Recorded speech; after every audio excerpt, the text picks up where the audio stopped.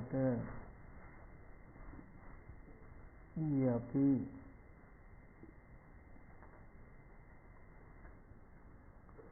රූපේ ඒකක නිපාතය කළා නේද? එක් ආකාරයකින් රූපේ දැක්විය යුතු කොටස් ටික ඉවර වෙන්න කළා.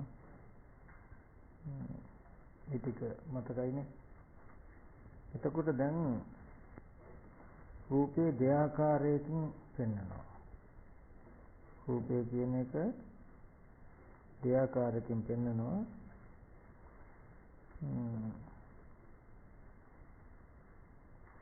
අත්ති රූපං උපාදා අත්ති රූපං නෝපාදා. දැන් මුලින්ම චත්තාරෝච මේ දික්ක චතුර්ණංච මහ භූතානං උපාදාය රූපං කියලා රූපේ පටන් අරගෙන 11 ආකාරයකට රූපේ බෙදුවා. ඒ වූ රූපය ඒකාන්ත වශයෙන් කියන්න පුළුවන් න හේතු අහේතුකයි කියලා පෙන්නලා ආපහු ඒ දෙආකාරයකට මේක ආපහු විස්තර කරනවා. ඇයි ආපහු දෙආකාරයකින් මේක පෙන්නන්නේ? දෙආකාරයකට තුන් ආකාරයකට හතර ආකාරයකට මේ වගේ පෙන්නනවා. ආපහු ඒ මාත්‍රිකා කරන්නේ මේ විදිහට කියලා. අත්ති දික්කේ රූපං උපාදා නෝපාදා කියලා. ඒ උපාදායේ රූපේ උපාදාය නොවන රූපේ මොකක්ද කියලා විස්තර කරලා පෙන්වන්න ඕන නිසා.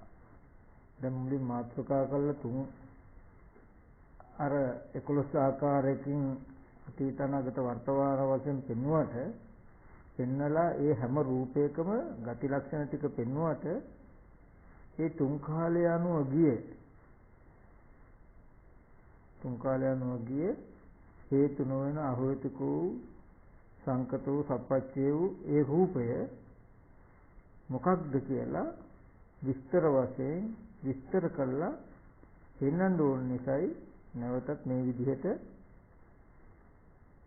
රූපය 1 2 3 වශයෙන් විපාත වශයෙන් මාත්‍රිකා කර කර කාරණා දක්වන්නේ.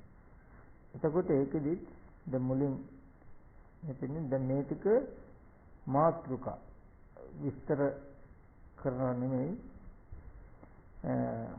විස්තරයේ නිर्देश කාණ්ඩයේදී තියෙන්නේ.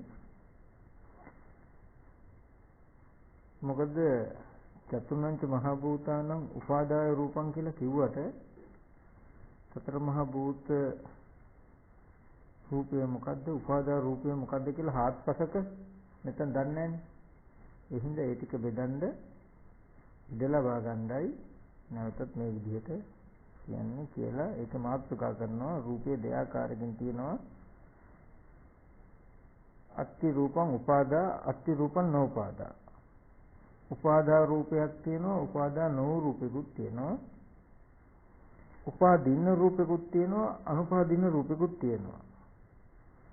උපාදීන උපාදානීය රූපෙකුත් තියෙනවා අනුපාදීන උපාදානීය රූපෙකුත් තියෙනවා. සනිදර්ශන රූපෙකුත් තියෙනවා අනිදර්ශන රූපෙකුත් තියෙනවා. සප්පටික රූපෙකුත් තියෙනවා අප්පටික රූපෙකුත් තියෙනවා.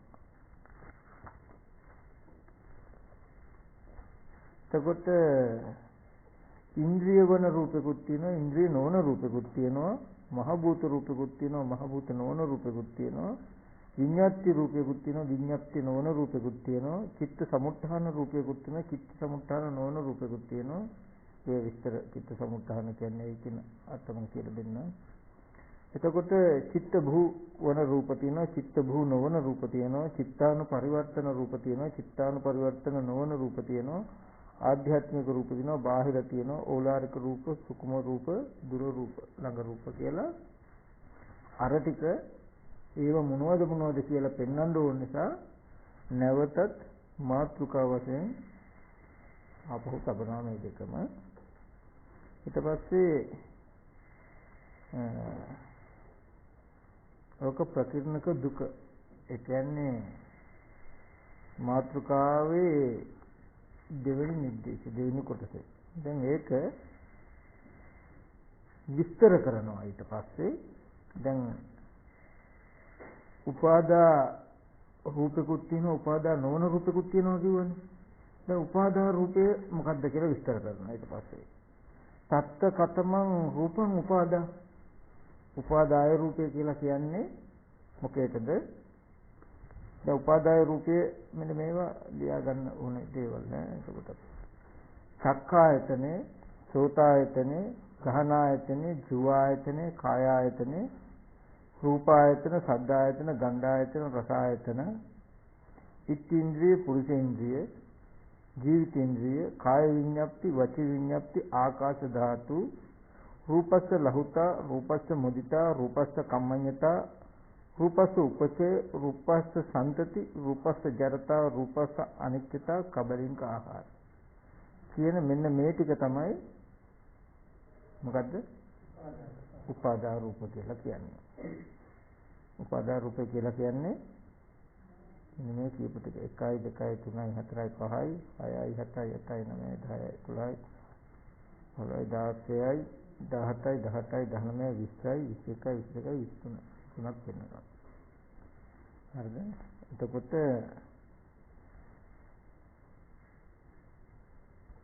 මේකෙදී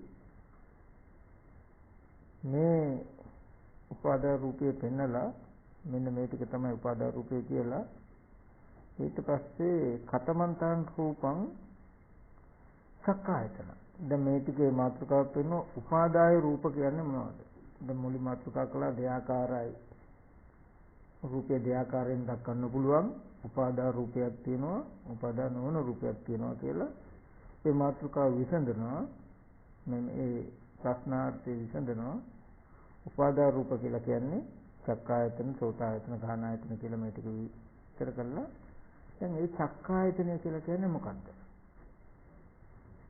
කියලා පෙන්නනවා. එතකොට එතනදී චක්කායතන කියනකොට චක්කු කියන වචනයේදී චක්කු කියන වචනේ ප්‍රධාන වශයෙන් කොටස් දෙකකට බෙදනවා. මාංශ චක්ෂුසේ සහ ප්‍රඥා චක්ෂුසේ කියලා. ඊට පස්සේ ප්‍රඥා චක්ෂුසේ ප්‍රඥා ඇහැ අපව කොටස් පහකට බෙදනවා.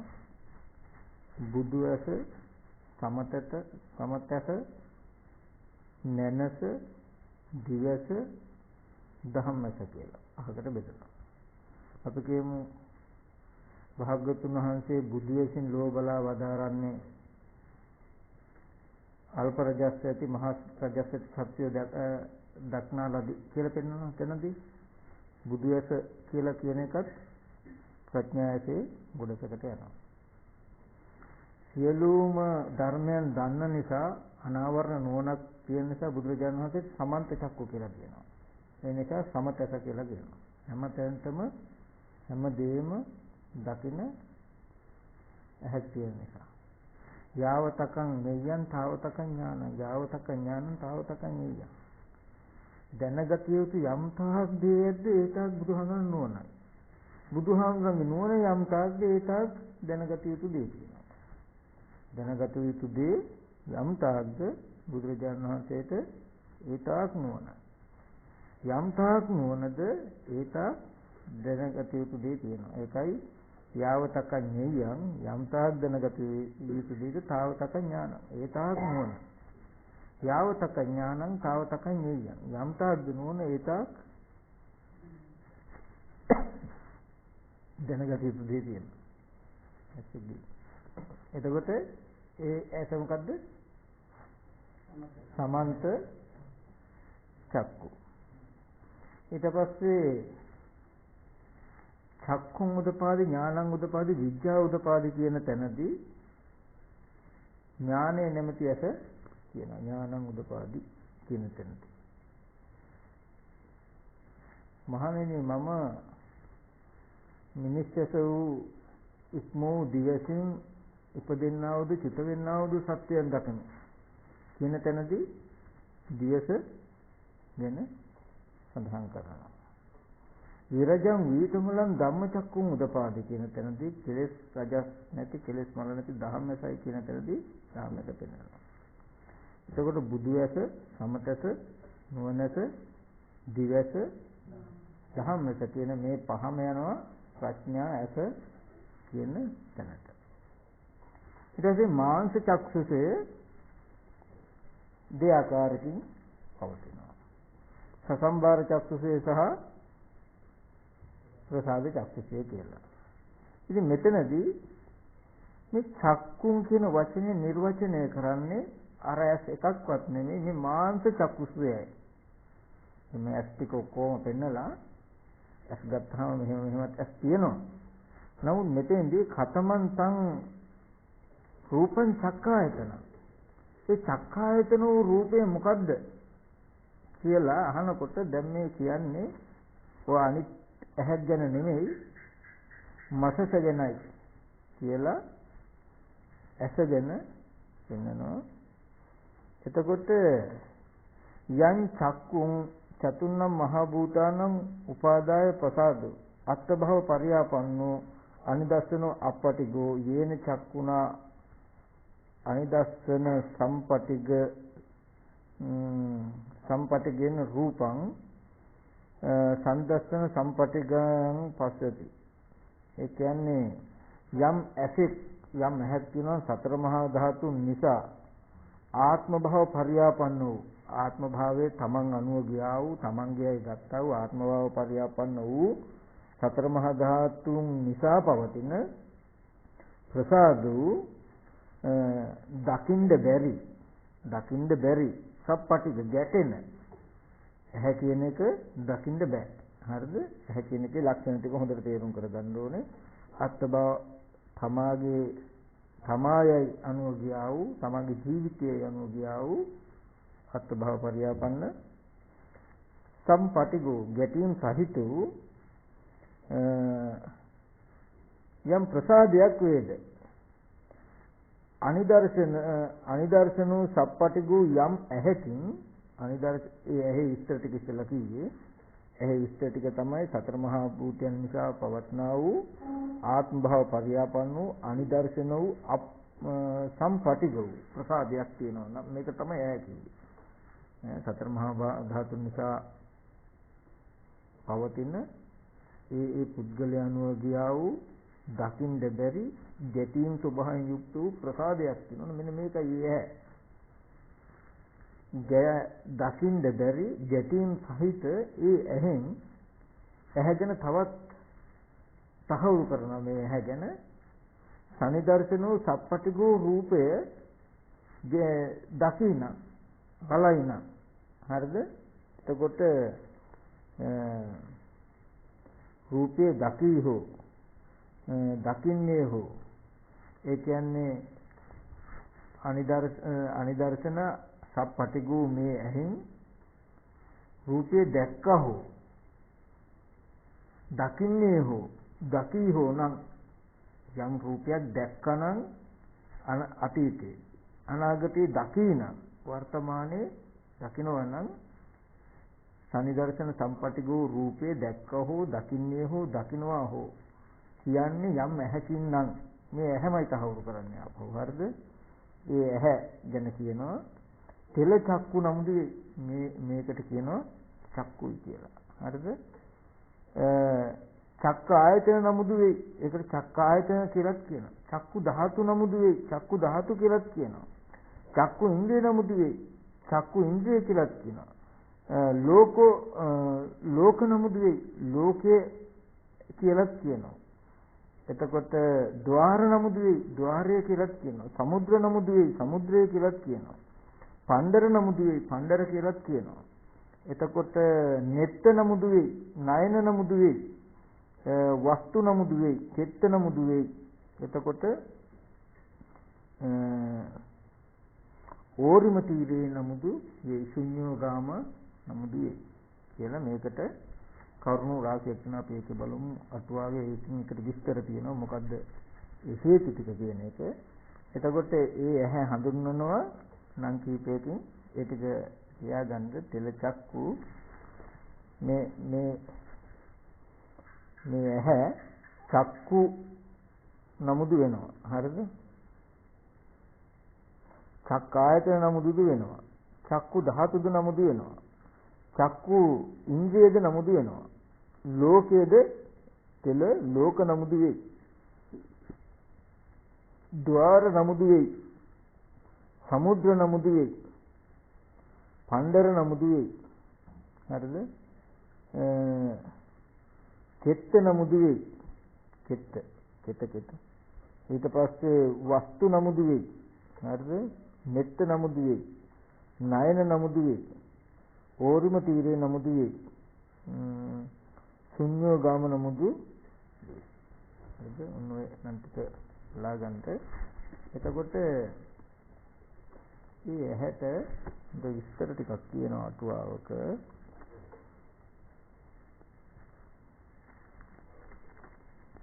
කතමන්තං රූපං චක්කායතන යනාදී අස්තමසදේන. එතකොට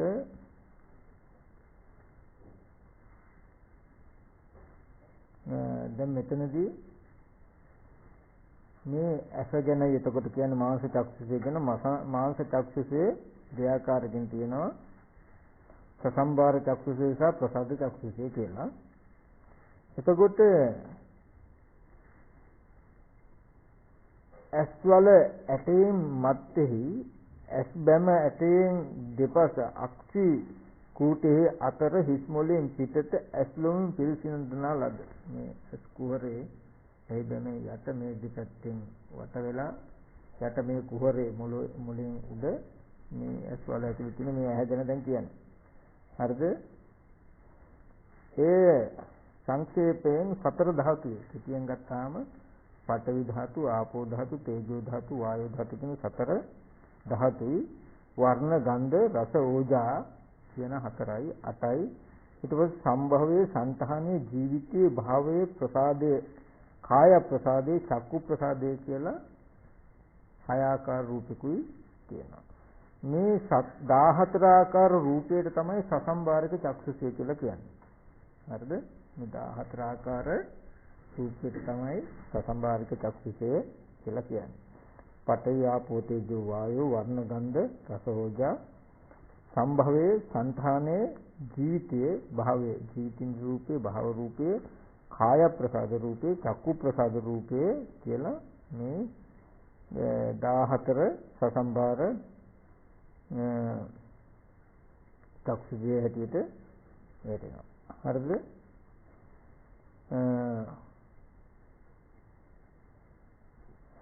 මේක තුරුතු විස්තර ටික තියෙනවා.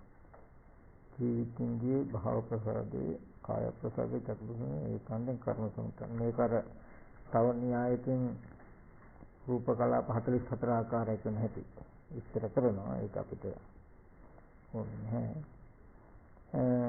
ඊට පස්සේ මේ රූපය සසම්භාරයේද එතකොට මේ රූපය මෙසේ මේ 14 ආකාරයකින් යුක්ත රූප කලාප වලින් හැදුණු මේ රූපය තමයි ඇහැ කියලා කියන්නේ. ලෝකය ඇස සුදුය පළලය විශාලයයි යම් ඇසක් හැඳින ගන්නේ ඇස හැඳින ගන්නේ නෙවෙයි. ලෝකයා කියනවා සුදු පාටයි ලොකුයි දිගයි කියලා ඇහැ ගැන කතා කරනවා නම් ලෝකයා ඇහි නියම ස්වභාවය හඳුනනවා නෙවෙයි. හරිද? හඳුනන්නේ නෙවෙයි. වස්තුව ඇස වශයෙන් හඳුනගන්නේ. මේ ඔක්කොම එකට එකතු කරලා හම්බෙන මේ වස්තු ටික ඇස හැටියට ලෝකයා හඳුනගෙන තියෙන්නේ.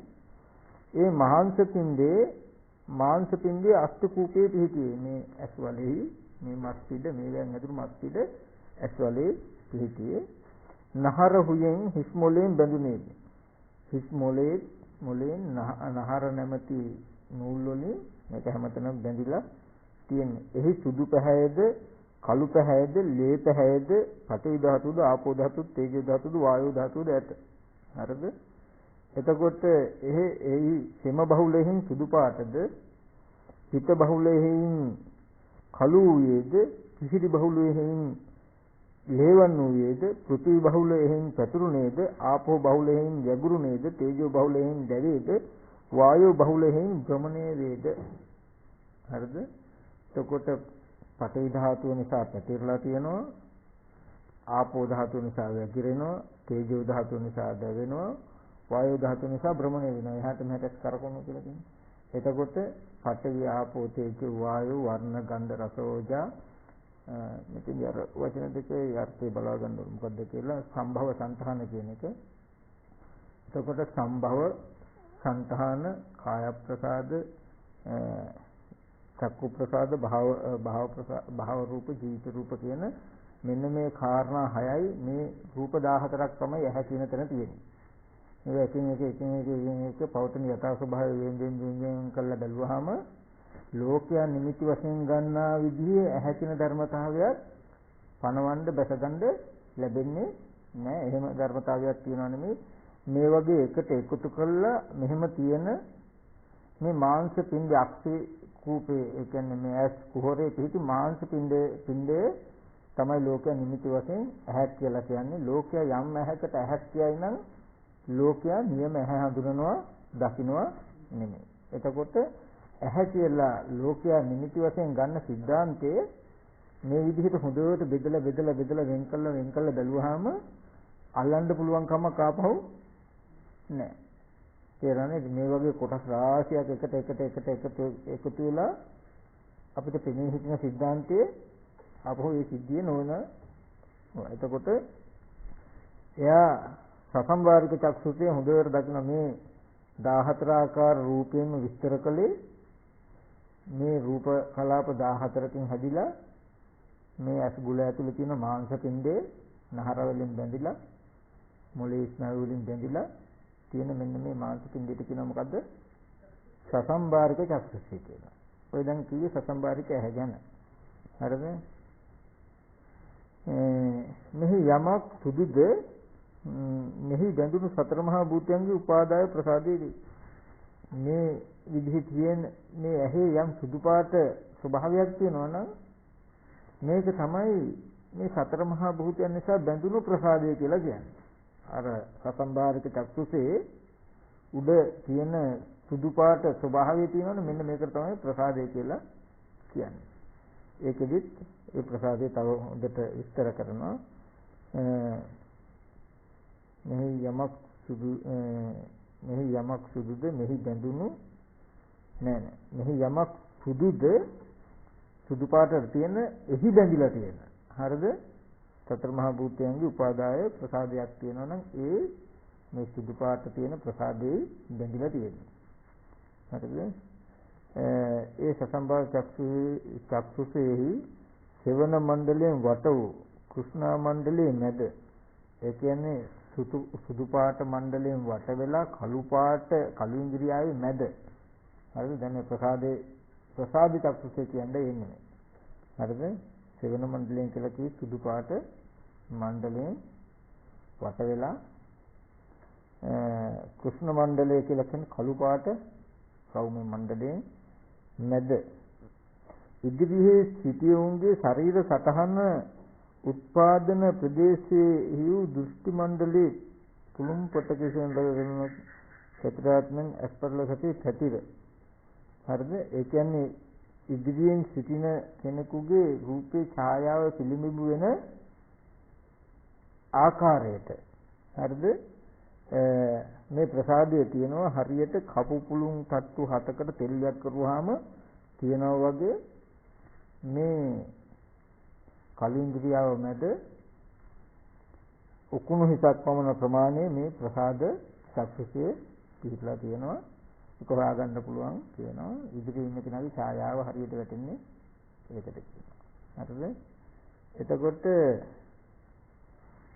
කිරිමවුන් 4 දෙනෙකු විසින් දැරීම් නැවීම් සැරසීම් පවන් සැලීම් ආදී කෘත්‍යයන්ගෙන් රජ කුමරෙකුමෙන් ඒ කියන්නේ යම් රජ කුමරයෙකුට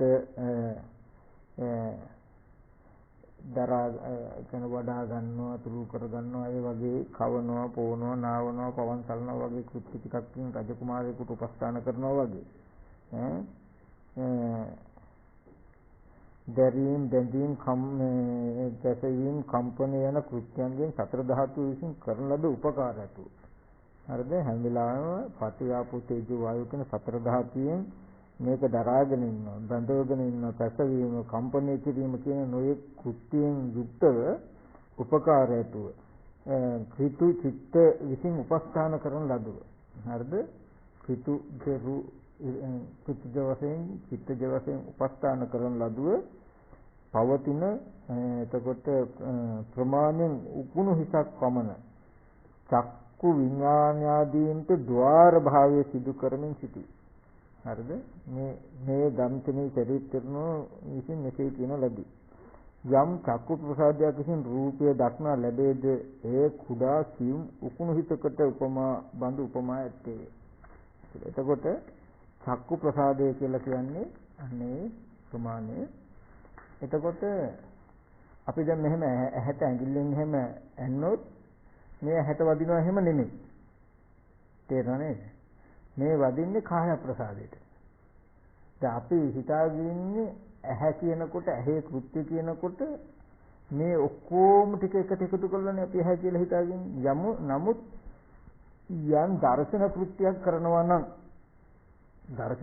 කරනවා නම් ඒ පෙනෙනවයි කියන තැන මේ ඇසේ තියෙන උකුණු හිසක් පමණ වූ ඉතා සියුම් තැනකින් ඒකද පවතින්නේ වෙන්නේ පඨවි ආපෝ තේජෝ වායෝ කියන මෙන්න මේ ධර්මතා හතරෙන් උපකාර ලැබෙමින් උපස්ථාන ලැබෙමින්මයි මේ ධර්මතා මේ ප්‍රසාද රූපේ පවතින්නේ.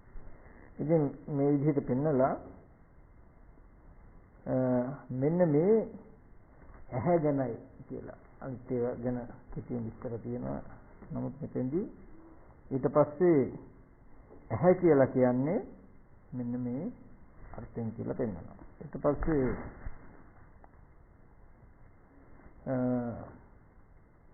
චතුර්ණ මහ බුතන උපදය කියන ලදී.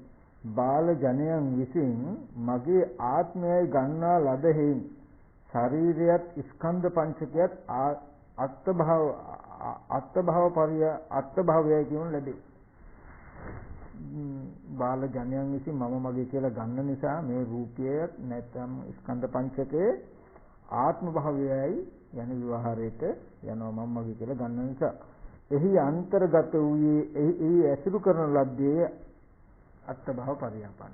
මේ ශරීරය මේ ස්කන්ධය තමාගේ ආත්මයයි බාල ජනයන් විසින් ගන්න නිසා එබඳු රූපය ඇසුරු කරනුයේ කියන අදහසකින් අත්භව පරියාපන්න කියලා මේ හැට කියනවා. ආත්ම භාවනුදියා වූ කියලා මේ හැට කියනවා. එතකොට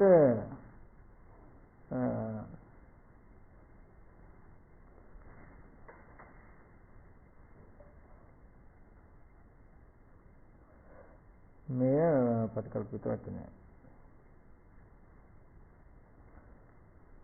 ඒ ඉබඳු අනිදර්ශන වූ සම්පටිගෝ ඇහැ රූපයක ගැටුනේ හෝ කියලා කියන්නේ අතීතය ගැන කියනවා. ගැටෙන්නේ හෝ අනාගතය ගැන කියනවා. ගැටෙයි හෝ කියලා කියනවා. ඊට පස්සේ පරිකල්පිත වචනයකින් ඒ කියන්නේ දකින්නේ හෝ කියලා වර්තමාන පරිකල්පිත අර්ථයකිනුත් කියනවා. පරිකල්පිත කියලා කියන්නේ මෙහෙම වෙනවනම් කියලා කියන්නේ. ඒ කියන්නේ උපකල්පනයක් ඇහැ රූපයක ගැටෙයි නම් කියලා තුන් කාලෙන් එකකටවත් නැතුව කියනවා. ඒ ටික තමයි අර මේ පෙළේ පෙන්වන්නේ යම් අනිදර්ශන වූ සම්පටිග රූප ඇහත් සනිදර්ශන වූ සම්පටිග රූපයක ගැටුනේ හෝ ගැටෙයි හෝ ගැටෙන්නේ නම් කියලා. ගැටෙයි නම් ගැටෙන්නේ නම් කියලා හතර ආකාරයකට පෙන්වන්නේ ඒක. ඊට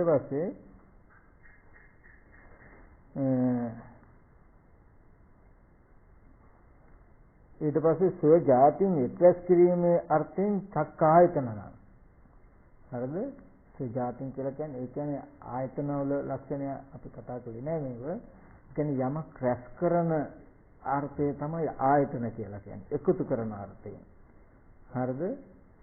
මේ ඒ කියන්නේ දැන් ආයතන ගැන කියන්නේ ආයදානත්ව ආයතනත්ව කියලා. ඒ කියන්නේ ආකාරත්ව ආයතනත්ව කියලා. ස්වර්ණාකර රතනාකර වගේ ආකාර තියෙනවා. ඔය ඉල්ලන් ඒ ආකාර වලින් නැවත නැවත ඒ වස්තුන් උපදිනවා වගේ මණික ආකාර වලින් රත්තරන් ආකාර වලින් තෙල් ආකාර කියලා කියන්නේ තෙල් ආකාර වලින් නැවත තෙල්ලිනවා වගේ මණික ආකාර ඒ පතල වගේ ආකාර වලින් වස්තුන් උපදිනවා වගේ මේ ආයතනයන් නැවත චිත්තජෛසික ධර්මයන් ඒ වස්තුන් උපදින නිසා ඇහැට කියනවා ආයතනයි කියලා. සුජාතින් උපදින නිසා ආයතනයි කියලා කියනවා. එතකොට ශුන්‍යතා ස්වභාවයෙන් නිස්සාරාර්ථයෙන් ධාතුයි. එතකොට තෙල චක්කු දෙවේ, චක්ක ආයතන දෙවේ, චක්කු ධාතු දෙවේ කියලා කියපු ටික තියෙනවනේ. ඒ ටිකේ අර්ථ ටික මේ කියන්නේ. එතකොට නිස්සාරාර්ථයෙන් ශුන්‍යතාර්ථයෙන් කියනවා ධාතුයි කියලා. හරිද? දර්ශන ලක්ෂණෙහි අධිපති අර්ථය ඉන්ද්‍රියයි කියලා කියනවා. ඉන්ද්‍රිය කියලා කියන්නේ අධිපති කියන එක යම් දැකීමකට මුල් වෙන අර්ථයකින් ඇහැට ඉන්ද්‍රියයි කියලා කියනවා. බින්දෙන විනාශ වෙන අර්ථයකින් බින්දෙන විනාශ වෙන නැසෙන අර්ථයකින් කියනවා ලෝකය කියලා. හරිද? වළංචනාර්ථයෙන් මේ ద్వාරයයිද කියනු ලැබේ. වළංචන කියනවා. වළඳන අර්ථයෙන්. එතකොට වළඳන අර්ථයෙන් කියනවා ద్వාරයයි කියලා. පිරවිය නොහැකි අර්ථයෙන් කියනවා සමුද්දයයි කියලා. මේ හැකියන එක රූප බලලා කවදාවත් කරවන්න බැරි නිසා පිරවිය නොහැකි අර්ථයෙන් කියනවා සමුද්දයයි කියලා. පිරිසිදු අර්ථයෙන් කියනවා පරිසුද්ධ අර්ථයෙන් පණ්ඩරයයි කියලා කියනවා. ස්පර්ශාර්ථීන්ගේ හට ගැනීම අර්ථයෙන් කෙත්ත නම් කියලා කියනවා. කෙතයි කියලා කියනවා. හරිද? චක්කු විඥානයේ ආදී ධර්මයන්ට චක්කු විඥානයේ අනුව උපදින ධර්මයන්ටත් පිහිටාර්ථයෙන් උපකාරක අර්ථයෙන් වස්තුයි කියලා කියනවා. හරිද? සම විසම දක්වන ආත්ම භාව පමුණුවන අර්ථයෙන් නෙත්තයි කියලා කියනවා. එතකොට එම අර්ථයෙන්ම ණයනයිද කියලා කියනවා. සක්කායෙහි අන්තර්ගතෙහි මේ ඕරිම තීරයයි කියලා කියනවා. සක්කාය කියන්නේ පංච උපාදාන ස්කන්ධෙහි අන්තර්ගත නිසා මේකට කියනවා මොකද්ද? ඕරිම තීරය කියලා. ඕරිම තීරය කියලා කියන්නේ මෙතර කියනවා. පාරිම තීරය කියන්නේ එතර කියනවා. එතකොට හැම වෙලාවෙම ඕරිම තීරය කියලා කියන්නේ ලෝකයන්ගේ ධර්මතා ටික ඔක්කොම ඕරිම තීරය මෙතර. හරිද? පරතර එතර. දැන් අපි කියමු ආසීසෝපන සූත්‍රයේ පෙන්වන්නේ තින්නම් පාරගතෝ තලේ චිත්තති බ්‍රාහ්මණ. එතර වෙලා පරතර හිටි බ්‍රාහ්මණය. හතන් වහන්සේ. එතකොට අර නයි සර්පය 4 දෙනයි නයි 5 දෙනයි වදකෝ 5 දෙනයි වැලිකිලිය පණටන් ඊට මිත්‍රයයි අර නදියේ මෙහා තීරයට එනකන් එනවා පන්නග. ඒ මෙහා තීරයට තමයි ඕරිම තීරය කියලා කියන්නේ. ඊට පස්සේ රහතන් වහන්සේ මොකද කරන්නේ? වුන් එකෙකුටත් අල්ලන්න බැරි විදිහට සමුද්‍රයට පැනලා හබලක් නෑ ලී කැලි වලින් පාරුවක් හදාගෙන අතින් පයින් වෑයම් කළා එතර යනවා. එතර පිහිටිය උන්වහන්සේ පාරිම තීරය කියලා කියනවා. එතකොට මේ ඔක්කොගෙම මිදිලා. මෙයාට අපහු අල්ලන්න බැරි තැනකට ගිහිල්ලා. ඒතර පාරිම තීරය කියලා කියන්නේ ඕරිම තීරය කියලා කියන්නේ මෙතර. මොකක් නිසාද? සක්කායෙහි අන්තර්ගත වෙන නිසා ඕරිම තීරයයි කියනවා. හරිද? බහු සාධාරණ අර්ථයෙන් ස්වාධිකාරී අර්ථයෙන්ද ශුන්‍යෝගාමී වේ. බොහෝ දෙනාට සාධාරණ අර්ථයෙන් ස්වාධිකාර කියන්නේ තමාම අධිකාරීත්වයෙන් කටයුතු කරන නිසා. මොකද ස්වාධිකාර? එතකොට ශුන්‍යෝගාමී ඒ කියන්නේ ස්වාධිකාරය කියන්නේ අනිත් අයකගේ පිටක් නැතුව තමන් එක්කම ජීවත් වෙන්න පුළුවන්කම තියෙන නිසා. දැන් ඇහැ කියන එක රූපයට සම්බන්ධ වෙලා නම් රූපේ නැතිව ජීවත් වෙන්න බෑනේ. රූපේ මකලවුණ තමන්ට ජීවත් වෙන්න පුළුවන්. තමන් තනියම ජීවත් වෙන්න පුළුවන්කම තියෙන නිසා ශුන්‍යෝගාමී කියලා කියනවා. ස්වාධිකාරය. හරිද? එතකොට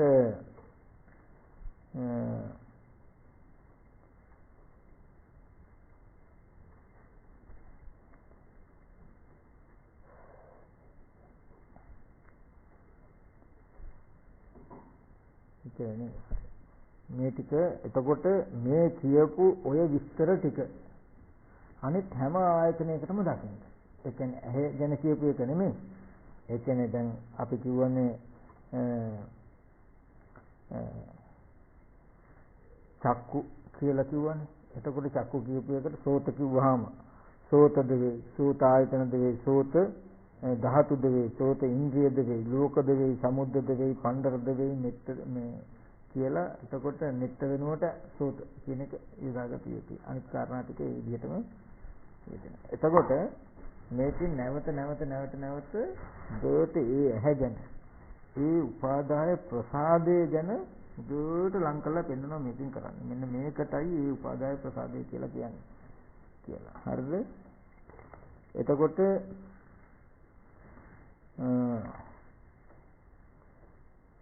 සක්කායතනේ යන් චක්කුං චතුර්ණ මහ භූතානං උපාදාය ප්‍රසාදෝ මේකේ කාරණා දෙකකට පෙන්නනවා, හතරකට පෙන්නනවා. අනිදර්ශන සම්පටිග ඇහැ රූපයක ගැටුනේ හෝ ඊට පස්සේ සනිදර්ශන සම්පටිග රූපයේ ඇහි ගැටුනේ හෝ කියලා මේ දෙක දෙපැත්තට පෙන්වනවා. ඒ කියලා ඇහැ කියන්නේ මේකයි කියලා තහවුරු කරනවා. ඒකට හේතුව හැටියට පෙන්වනවා. ඇයි මෙහෙම දෙපැත්තට කියන්නේ කියලා. දැන් කැමැත්තෙන් ඇහැ මුල් කරගෙන රූපයක් බලන කෙනාට මේ අනිදර්ශන වූ සම්පටිග වූ ඇහැ රූපයට ගැටෙනවා. අපි කියමු විදුලි එළිය හරි ආලෝකයක් හරි බලන්න කැමති නැහැ. කැමති නැති කෙනාගේ උනාට ඇහි වදිනවා. තේරෙනවද? දැන් ඔය වෙල්ඩින් කරනවා වගේ තැනක එළියක් අපි බලන්න කැමති නමුත් එළිය වදිනවා ඇවිල්ලා අපිට. නේද? බලන්න කැමති දෙයක් නැතිවත් එතකොට ඒක රූපය ඇවිල්ලා හැපෙනවා. ඇහැ රූපයක හැපුණේ හෝ රූපය ඇහි හැපුණේ හෝ ඒද මේ ඇහැමයි. රූපය හැපෙන ඇහක් තියෙනවා නම් ඒ ඇහැයි. ඇහැකින් රූපය බලයින රූපයක හැපෙන ඒ මේ ඇහැයි. කියන කාරණාවෙන් මේ ඇහැ ගැන දෙයට කියනවා. ඊට පස්සේ සෝතායතනය කියලා කියන්නේ මොකද්ද? ඒකත් එහෙමයි. යම් සෝතයක් තියෙනවා නම් සතර මහා ධාතුන් නිසා උපන් ආත්ම භාව පරියාපන්න වූ අනිදර්ශන වූ සම්පටිග වූ ප්‍රසාදයක් වේද අනිදර්ශන වූ අපපටිග වූ සෝතෙන් අනිදර්ශන වූ සම්පටිග වූ ශබ්දයේ ගැටුනේ හෝ ගැටෙයි හෝ ගැටෙන්නේ හෝ ගැටේ නම් තෙල සෝත නමුදී තෙල සෝත ආයතන තෙල සෝත ධාතුද තෙල සෝත ඉන්ද්‍රියද තෙල ලෝකද තෙල ద్వාරද තෙල සමුද්‍රද තෙල පණ්ඩරද තෙල ශේෂ්ත්‍රද තෙල වස්තුද තෙල ඕරිම තීරේද තෙල ශුන්‍යෝගාමද වේ. හරිද කියලා අර විස්තර ටිකම එතකොට දකින්න. එතකොට කන කියන එකද අනිදර්ශනයි. දැන් කිසිම මාර්ගෙන් මේවා කරන්න නැති නේද? ප්‍රසාද ගැනීම කළා තියෙනවනේ. අර කන කියනකොට අපිට පේන්නේ මේ කනනේ. නමුත් යම් සද්දයකට කම්පණය වෙන්න පුළුවන් මේ කන ඇතුලේ සියුම් මුදුවක් වගේ සියුම් කම්බියක් රවුම් කරුවාම තියෙන මුදුවක් විදිහට තමයි මේ සෝත ඉන්ද්‍රිය තියෙන්නේ. සද්දයක් ඇහෙනකොට ඒක හෙලවෙන කම්පණය වෙන ආකාරයට තමයි කනට සද්දේ ගැටුණා කියලා කියන්නේ. කන කියන්නේ මේක නෙමෙයි. එතකොට මේ ඒ කම්පණය වෙන තාලවල තමයි අපි උපාදාන කරගෙන ඉන්නේ. මේ අහවල් ගායකයා කතා කරනවා, අහවල් කෙනා කතා කරනවා කියලා ඒ හැම වෙලාවෙම ඒ ශබ්ද නානත්වයට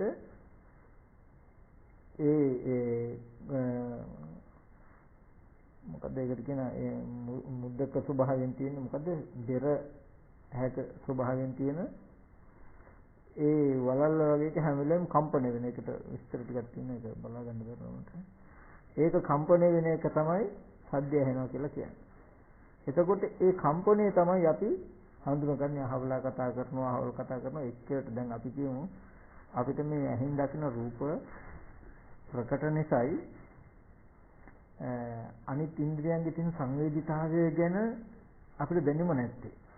යම් වෙලාවක ඇහින් යමක් පේන්නේ නැති වුණොත් අපිට හොඳට පුළුවන් සංවේදීතාවය අඳුර ගන්න. දැන් ඔය අන්ධ අය ඉන්නවා. කෙනෙක් කතා කළාම සමහරට අවුරුදු ගානකින් හම්බුනාට පස්සේ වුණා. නම කියලා මා කවද්ද ආවේ කියලා හයි. එච්චරට ඒගොල්ලන්ට ඒ සද්දේ ගැන සංවේදී. හොඳට දන්නවා. අනිසද්දේ කියලා මම අහවලා කියලා. මහවේ වණ්ඩయ్య කියලා එච්චරනේ. ගොඩක් කියන්නේ දැන් ඔය මාස ගානක් හම්බුනොත් එකෙන් තග්ගාලා එන සද්දය හිලා. ස්වාමීන් වහන්සේ කොයි විදිහද වැඩි කියලා නම් ඒ වගේ මට මතක එහෙම ඒ විදිහට. එතකොට දැන් ওই සමහර ස්නොපේන අය දැන් ඔය කයට ගැන පොට්ටබ්බේ පොල් ගහකට තට්ටු කරලා කියනවලු මේ වලේ තියෙන පොල් පැහිලා මේක පැහිලා නැහැ. ඒක තමයි. ඒකට ඒක මම කිව්වේ හැම වෙලාවෙම අපිට කිසිම වෙලාවක සද්දේ කියලා දෙයක් එහෙම සද්දේ කියලා එකක් නැහැ. ඒ කියන්නේ සද්දේ කියලා දෙයක් කියන්නේ අපි හිතාගෙන ඉන්න විදිහේ නිමිති තියෙන රූප නැහැ සද්දවල. යකඩයකට ගැහුවාම තට්ටු කළාම වැදුනහම කම්පණය වෙනවන්නේ. එතකොට ඇති වෙන සද්දේ වගේ ස්වභාවය වගේ මේ කන ඇතුළේ තියෙන සියුම් මුදුව වගේ එක එක හැඩවල තාල වලට කම්පණය වෙනවා. ඒ කම්පණය වීම නිසා ඇති වෙන සංඥාව තමයි අපි ශබ්ද රූපයේ හැටියට සිහි කරගෙන දැනගෙන ඉන්නේ. දැන් ඔය අපි රේඩියෝ එක කැසට් එකක කියන්නේ දැන් මේ කැසට් එකක අපි යමක් පටිගත කරනවා කිව්වහම අපිට හිතෙන්නේ මේ හඬ පටිගත වෙලා තියෙනවා කියලා. නමුත් එහෙම නැහැ. මේකේ තියෙන ඔය පටි කාබන් එකක් තියෙන්නේ. මේ ශබ්දයේ විදිහට කාබන් එක කඩතොළු වෙන එක වෙන්නේ. ඊට පස්සේ අර හෙඩ් එක කියලා කියන්නේ ඒකේ ඒ කාබන් එක ඇතුල් වෙනකොට ඇති වෙන දෙදරුමක් තියෙනවා. ඒ දෙදරුම පීකරෙන් පිට වෙනකොට අපේ කනට ඇහෙනවා. අපි ඒක සංඥා කරගන්නවා පිළිවෙලකට ගානකට කොහොම සිද්ධියක් සද්ද කියන එක තියෙනවා. හර්ට්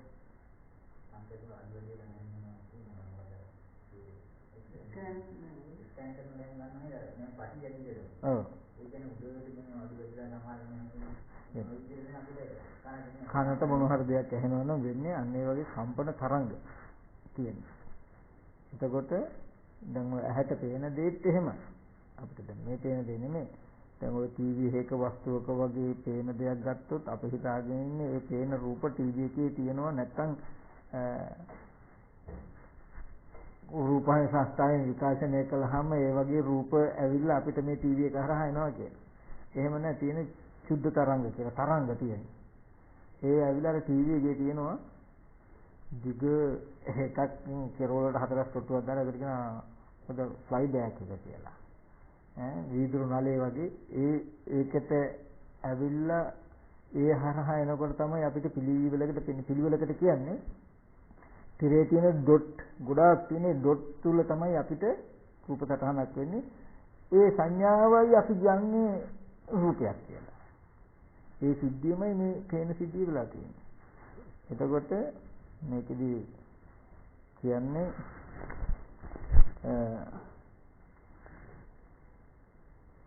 කාය ආයතන. එතකොට ගාහන ආයතනය ගැන පෙන්වන්නේ අනිදර්ශනයි. නාසය කියන එක අනිදර්ශනයි. එතකොට ඒකද නාසය කියන්නේ මේක නෙමෙයි. මේ නාස් කුහරේ අපි නාහය කියන එකේ කුහරේ ඇත්තේ එළු කුරයක් වගේ තැනක් තියෙනවා. ඔන්න ඔතෙන්ද තමයි ගඳ සුවඳ දෙක දැනෙන්නේ. එතකොට ඒ ගඳ සුවඳ දැනෙන ඒ එළු කුහර වගේ එක තමයි නාසය. ඒක ගැන තමයි මේ කියන්නේ. ඊට පස්සේ රස ආයතනය කියන කොටත් දිව අනිදර්ශනයි. දිව කියන එක පේන්නේ. දිව කියන එක මේ අපිට පේන කණ්ණාඩියකින් බලන්න පුළුවන් වගේ එකක් නෙමෙයි දිව කියන එක. හරියට නිලුම් මලක පිටක හැඩය ආකාරයට මේ සසම්බාරික දිව ආවරණය කරගෙන තියෙන ඊටා සිවුම් ස්වභාවයක් තමයි ඒ ප්‍රසාද ජීවහාව. හරිද? එතකොට කය කියන එකත් එහෙමයි. කාය ආයතනය අපිට පේන්නේ. කය කියන එක අනිදර්ශනයි සම්පටිගයි. ඒ කය කියන එක කවදාවත් පේන්නේ අනිදර්ශනයි. අනිදර්ශනයි. එතකොට සම්පටිගයි ගැටෙනවා. මුළු කය පුරාම සිවුම් කෙටවෙනවර්ථය මේ කය පුරාම පැතිර තියෙන ප්‍රසාද ස්වභාවයයි කාය ප්‍රසාදය කියලා කියන්නේ, කාය ආයතනය කියලා කියන්නේ. ඒ ප්‍රසාද ස්වභාවය ගැටීමට සාපේක්ෂව යමක් තේරෙනවා මිසක දකින්න බෑ. එතකොට ඇහැ, කන, දිව, නාසය, ශරීරය කියන මේ ධර්මතා ටික කවදාවත් දැකලා නැතිව වෙන්න ඕනේ. අතීතයේ තිබුණු ඇහැද දැක්කේ නැති එකක්. අනාගතයේ පහළ වෙන ඇහැද දැක්කේ නැති එකක්. දැන් පවතින ඇහැද දැක්කේ නැති එකක්. අතීතයේ තිබුණු කන, නාසය, දිව, ශරීරයේද දැක්කේ නැති එකක්. අනාගතයට හම්බ වෙන එක දැක්කේ නැති එකක්. දැන් තියෙන එකද දැක්කේ නැති එකක්. එතකොට Taman කියලා පනවන්න පුළුවන් කොහාටද? අපි හිතාගෙන ඉන්නේ. දැන් දැකලා නැත්තම් කොහාටද අපි Taman කියලා පනවන්නේ? හැම වෙලාවම අපි ජීවත් වෙන්නේ බාහිර රූපායතන යටතේ. ඒ ටික අතහැරුණොත් අපිට නිමිති නැහැ. දැන් අද අපිට ඇහැ, කන, දිව, නාසය, ශරීරය කියලා අද යමක් සිහි කරන්න පුළුවන් නම් ඔය සිහි කරන ටික එතකොට හම්බ වෙන්න ඕනේ නේද අපිට මනෝමයයි කියලා. මම මේ ටිකට අමතර සිද්ධියක් මම කියන්නේ. බුදුරජාණන් වහන්සේ දේශනා කරනවා නම් ඇහැ කියන එක අනිදර්ශනයි කියලා. ඇහැ දකින්න බෑනේ. තේරෙන්නේ? එතකොට අතීත ඇහැද දැකලා නැහැනේ අපි. තේන්න බෑ. අනාගතේ උපදින ඇහැ පේනවනේ. වර්තමාන ඇහැ. එහෙනම් අද ඇහි යථාර්ථයේ කවදාවත් දැක්කේ නැති එකක් නම් ඇහක් ගැන අපිට අද දැනුමක් තියෙනවා නම් ඔය තියෙන දැනුම නෙමෙයිද ඇහැ කියලා ප්‍රපංච වෙන්නේ. එහෙනම් යථාර්ථයේ නොපෙනෙන එකක් නම් අද අපිට ඇහැ කියලා යමක් දන්නවනේ.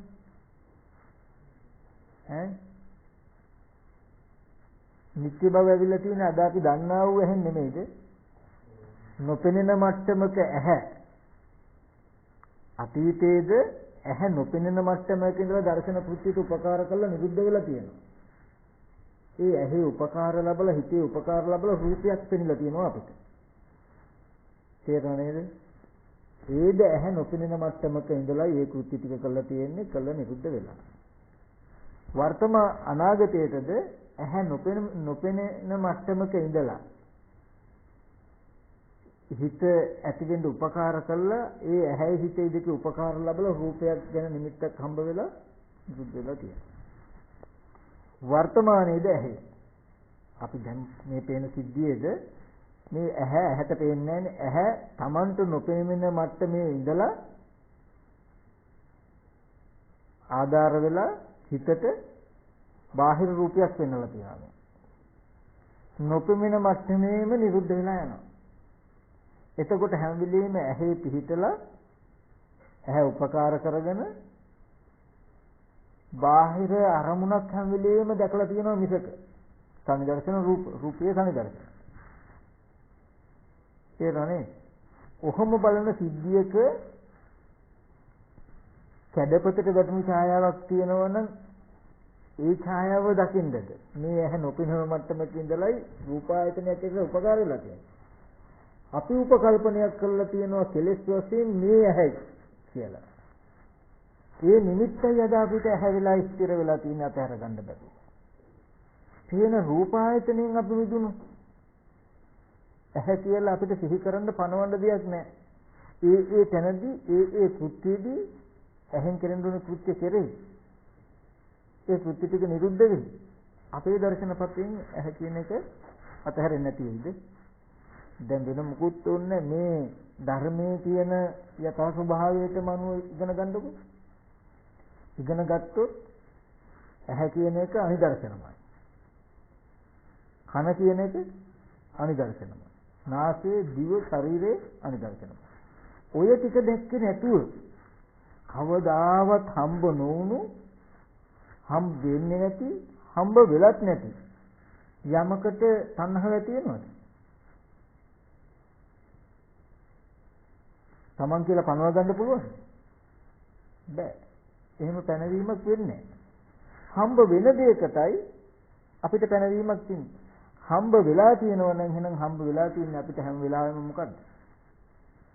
මේ ටික නියෝජනය කරමින් හම්බ වෙන ධර්මතාවය බහැර යමක්ම මිසක බහැර යමක්ම හම්බ වෙමින් ආධ්‍යාත්මික ධර්මතාවයයි අපි පනවගෙන ඉන්නේ. තේරෙනවද? අපි ඒ දර්ශනයට පැත්තෙන් පස්සේ යම් මට මේ ඕනේ මේ ටිකේදී මේ ආයතනයන්ගේ සැබෑම ලක්ෂණ ටික ඉගෙන ගන්නකො. එතකොට ඇහැ, කන, දිව, නාසය, ශරීරය කියන ටිකම අනිදර්ශනයි, එකක්වත් දකින්න බෑ, සම්පටිකයි. හැබැයි ගැටෙනවා. අනිදර්ශනයි, සම්පටිකයි. ඊට පස්සේ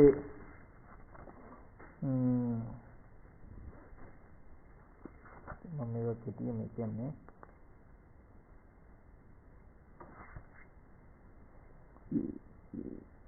ඛතමන්තං රූපං රූපායතන.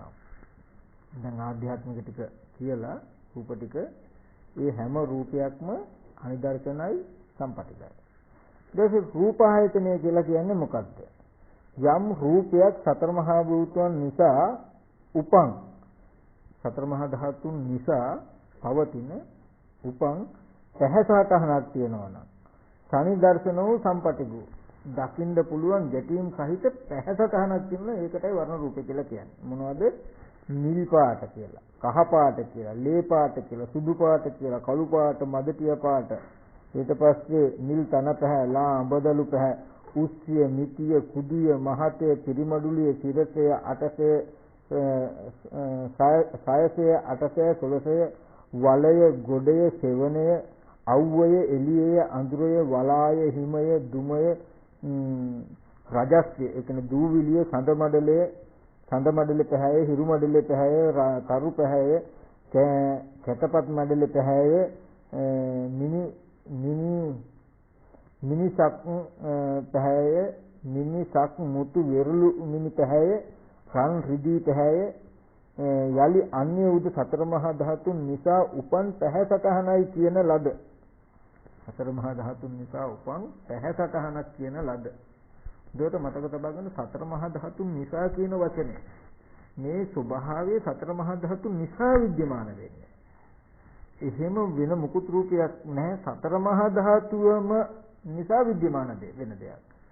ආය හැඩේ අපි කියමුකෝ රවුම් 4ස් 8ස් දැන් 4ස් කියන බව. මේ උපාදාන රූප කියලා කියන 4ස් බව. මේ 4ස් බව අපි විශ්ලේෂණය කළොත්, ගවේෂණය කළොත් සතර මහා ධාතුන්ගේ රූප කලාප කියන සිද්ධියක් හම්බ වෙනවා මිසක 4ස් බව කියලා සිද්ධියක් හම්බ වෙන්නේ නැහැ යථාර්ථයෙන්. නමුත් මේ වගේ හැඩතල තියෙන මට්ටමයකට බිඳෙන විදිහටයි මේ ප්‍රසාදය හැදිලා තියෙන්නේ. තේරෙනවද? එහෙම ප්‍රසාදයට මේ හැඩතල උපය ගැටීම නිසායි ප්‍රසාදයේ බිඳලා හිත උපදින්නේ. ඒ උපදින හිතට මේ හැඩතලයේ අරමුණු වෙන සංඥාවක් පහළ වෙන්නේ. මෙහෙම සංඥාවක් පහළ වුණොත් මෙතන එහෙම ධර්මතාවයක් තියෙන නෙමෙයි. මෙතන සතර මහා ධාතුන්ගේ රූප කලාප ටිකමයි තියෙන්නේ. රූපේ පිටිසින්ද දැකපු දවසට වෙන්නේ ආයෙ මෙහාට යන්න බැරි බව. එතකොට රූපය කියලා කිව්වේ රූපායතනය කියන ටික හොඳට මතක තියාගන්නකො. රූපායතනය කියලා කිව්වේ ඒ ටිකට. මතක නේද ඒක? ඊට පස්සේ සද්දායතනය කියලා කියන්නේ මොකක්ද? එතකොට ඒ රූපායතනය පෙන්නලා ඉබඳු රූපය සනිදර්ශන සම්පටිගු ඉබඳු රූපේ අනිදර්ශන සම්පටිගු ඇහි ගැටේ නම් හෝ ගැටුනේ නම් හෝ ගැටෙන්නේ නම් හෝ මේ කියලා පෙන්නනවා. ඊට පස්සේ එසේ වූ රූපයක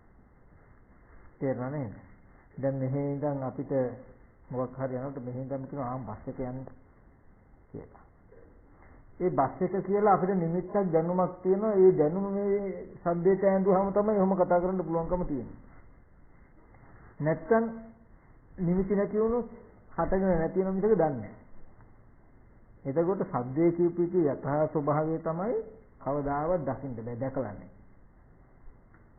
දැකලා නැතිනම් ඒ වෙලාවට ඒ මොහොතේ ඇහෙන ශබ්ද මාත්‍රයක් මිසක කිසිම සද්දයක් අරගෙන දැනුමක් අපිට තියෙන්න බෑ. සද්දේ ආරම්භයක් කිසිදු දැනුමක් නිමිත්තක් තියෙන්න බෑ. ඒ මොහොතට කනට ගැටුනොත් මිසක මොකද සද්දේ කියන එක රූපේ, සද්දේ, ගන්ධේ, රසේ, ස්පර්ශේ කියන එක සුද්ධ වර්තමානයි. අයි චුට්ටක්වත් එව්වම මොකුත් නැතු වර්තමානම විතරයි. තේරෙනවද? මන ආයතනයේ වර්තමානද අතීතද අනාගතද වෙනවා. මේ ධර්මතා තුන සම්පූර්ණ වර්තමාන විතරයි. එහෙම වර්තමාන නොවෙන්නේ අපිට ප්‍රපංච නිසායි. රූපයක් පේනවා කියන එක අතීතෙට චුට්ටක්ව සම්බන්ධ නැතු අනාගතෙට චුට්ටක්ව සම්බන්ධ නැතු මේ දැම්ම විතරයි වෙන්නේ. වර්තමානයේක විතරයි තියෙන්නේ. එතකොට ඒ සිද්ධිය නොදන්න කොටයි මේකට ප්‍රපංච එකතු වෙන්නේ. සද්දේ කියන එකත් එහෙමයි. සද්දේ අනිදර්ශනයි. අතීත සද්ද ගැන කිසිම දැනුමක් අපිට තියෙන්න බෑ. ඒ දැකලා නැති දෙයක් ගැන දන්නේ නැහැ නේද? දැන් ගැටලුවක් විතර සද්දය ඇහි. අනාගත සද්දය ගැන දැකලා නැහැ. දන්නේ අපි. ඇහිලා නැහැ. තේරෙන්නේ? මේ වගේ. එතකොට ගන්ධායතනයත් එහෙමයි. ගන්ධායතනය කියලා කියන්නේ මොකක්ද? සතර මහා ධාතුන් නිසා උපන්න අනිදර්ශනෝ සම්පටිගෝ මූල ගන්ධ, සාර ගන්ධ, එතකොට පත්‍ර ගන්ධ, පුප්ප ගන්ධ, ඒ කියන්නේ මුළු ගඳයි, අරටියේ ගඳයි, එළේ ගඳයි, පත්‍රවල ගඳ, මල් වල ගඳ, ගෙඩි වල ගඳ, ආම ගඳ, විශ්ව ගඳ. ආම ගඳ කියලා කියන්නේ කුණු ගඳ, විශ්ව ගඳ කියන්නේ පිලි ගඳ, සුගන්ධ, දුගන්ධ කියලා යම් තාක් ගඳ જાති තියෙනවනේ. මේක තමයි ගන්ධ රූප කියලා කියන්නේ. ඊට පස්සේ ගන්ධ ආයතනය කියලා කියන්නේ ඒකට, ගන්ධ රූප කියලා කියන්නේ ඒක. රසය කියලා කියන්නේ මොකද්ද? අනිදර්ශනෝ සම්පටිගෝ. දැකලා නැති ගැටෙන. දැකලා නැති ගැටෙන රස තියෙනවනේ. මූල රස, කන්ද රස, ඒ කියන්නේ මුල් වල රහ, කඳවල් වල රහ, කොළ වල රහ, මල් වල රහ, ගෙඩි වල රහ, එතකොට ඇඹුල් රහ, මිහිරි රහ, තික්ත රහ, කටුක රහ, ලුණු රහ, එතකොට මොකද්ද? ලුණු රහ, කිරි රහ කියලා මේ වගේ රස ස්වභාවයන් තියෙනවනේ. මේවට තමයි රස කියලා කියන්නේ. හරිද? ඊට පස්සේ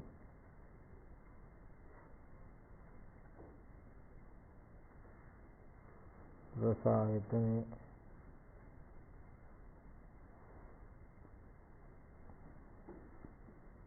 කාය ආයතන කිව්වද?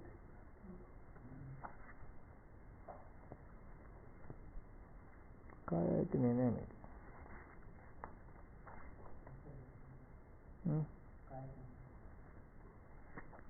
කාය නෑ. කාය ආයතනෙ මුලින්ම කිව්වනේ. පොට්ටබ්බ ආයතනෙ කියන්නේ. ඒක උපාදාන රූපණ විස්තර කරන්නේ. ඉස්සෙල්ලාම ඇහැ, කන, දිව, නාසය, ශරීරය විස්තර කළානේ. ඊට පස්සේ රූප, ශබ්ද, ගන්ධ, රස කියන ටික පෙන්නනවා. ඊට පස්සේ පෙන්වන්නේ මොකද්ද? දැන් මේ උපාදාන රූප ටික විස්තර කරන්නේ. ඊට පස්සේ කතමන්තන රූපං ඉති ඉන්ද්‍රිය කියන්නේ මොකක්ද කියලා අහනවා. යම් කර්ණකින් ස්ත්‍රිය පිළිබඳ ස්ත්‍රී සතහන, ස්ත්‍රී ලක්ෂණය, ස්ත්‍රී ක්‍රියා, ස්ත්‍රී ආකල්ප, ස්ත්‍රී භාවයක් වේද මේ ස්ත්‍රී රූපයයි. හරිද? එතකොට ස්ත්‍රී සතහන කියලා කියන්නේ අපි කියමුකෝ දැන් යන එනකොට ස්ත්‍රී සතහන කියලා කියන්නේ දැන් ස්ත්‍රීන්ගේ ළම පෙදෙස මහත් ඉදිරියට ඇවිල්ලා.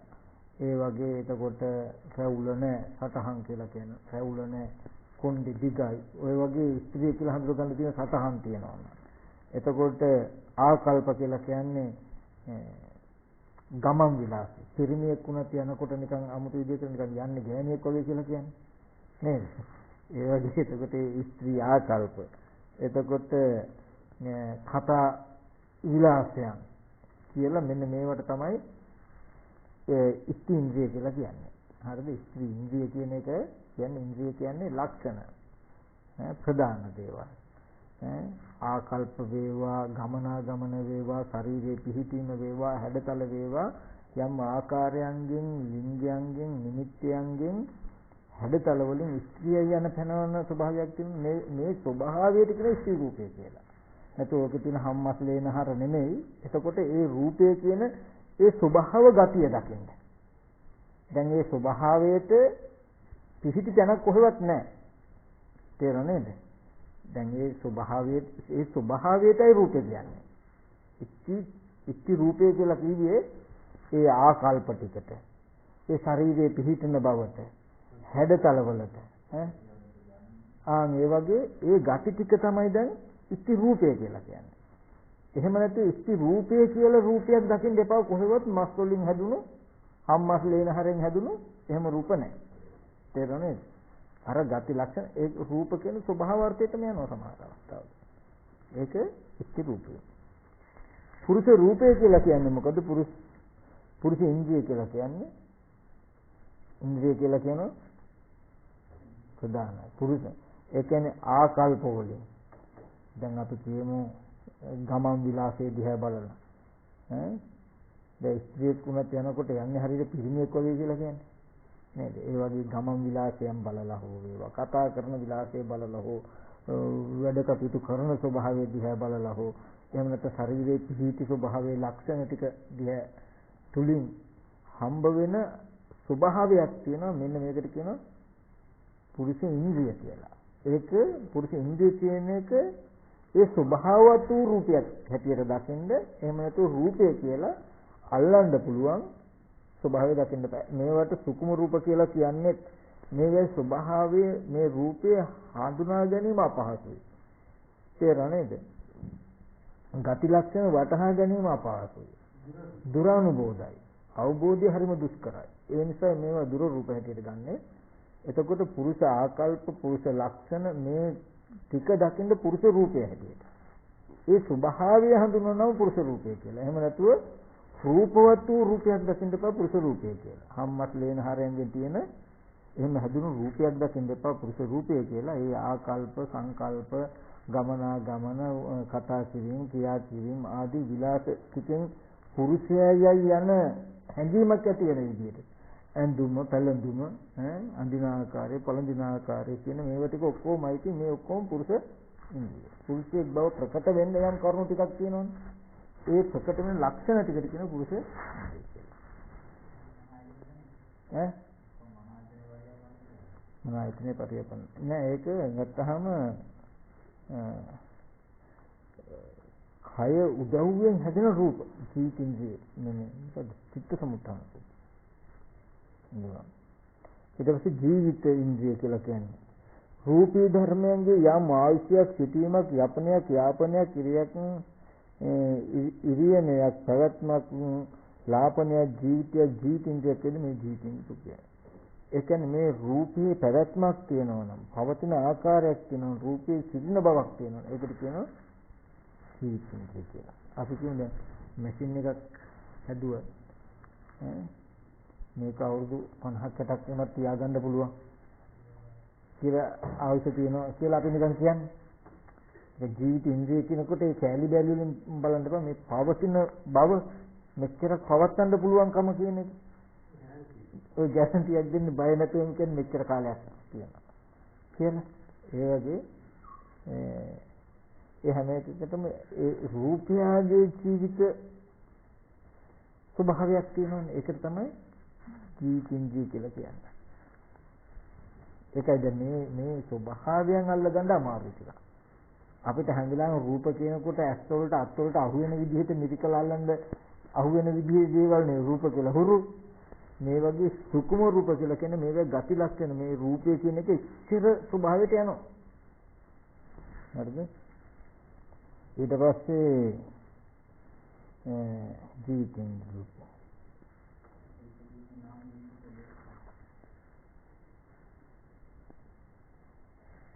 එතනදී දැන් අර අතනදී මෙහෙම එකක් තියෙනවා. දැන් අපි කියමුකෝ මේ ස්ත්‍රී ඉන්ද්‍රිය පුරුෂ ඉන්ද්‍රිය කියන එකේදී දැන් භව රූප කියලා කියන්නේ ඕක තමයි. ස්ත්‍රී භව රූපේ පුරුෂ භව රූපේ කියලා. දැන් මේ භව රූපේ කියන එක මේ ඉන්ද්‍රිය කියන එක ගත්තාම මේ ශරීරයේ තියෙන පිහිටීම හැටියට මේ ස්ත්‍රියක් හෝ පුරුෂයෙක් කියලා හඳුනන්න බෑ. අපි නිකමට කියමු මලමිනියක භව රූප නැහැ. ස්ත්‍රී භව රූපේ පුරුෂ භව රූපේ නැහැ.